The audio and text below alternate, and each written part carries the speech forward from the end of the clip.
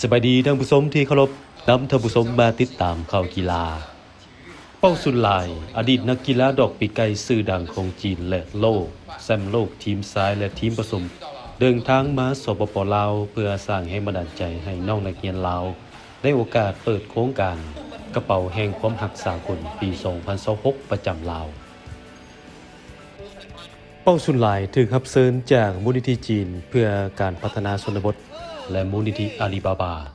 เป็นลักษณะทูตกีฬาหรือทูตของมูลนิธิเพื่อสร้างแรงบันดาลใจสร้างกิจกรรมแนะนำสอนกีฬาดอกปีไก่ให้แก่น้องนักเรียนเมื่อวันที่ 9 มิถุนายนผ่านมาที่โรงเรียนมัธยมสงบูรณ์นาสายทองนครหลวงเวียงจันทน์โดยมีการนำจากกระทรวงศึกษาธิการและกีฬาสถานทูตจีนประจำลาวพร้อมด้วยภาคส่วนเกี่ยวข้องคณะอำนวยการครูอาจารย์และน้องนักเรียนเข้าร่วมถึงแม้ว่าปัจจุบันเป้าสุนหลายวัย 43 ปี ได้เซายึดอาชีพนี้แล้วแต่ได้ฝากผลงานและคุณงามความดีทั้งในและนอกสนามอย่างหลากหลาย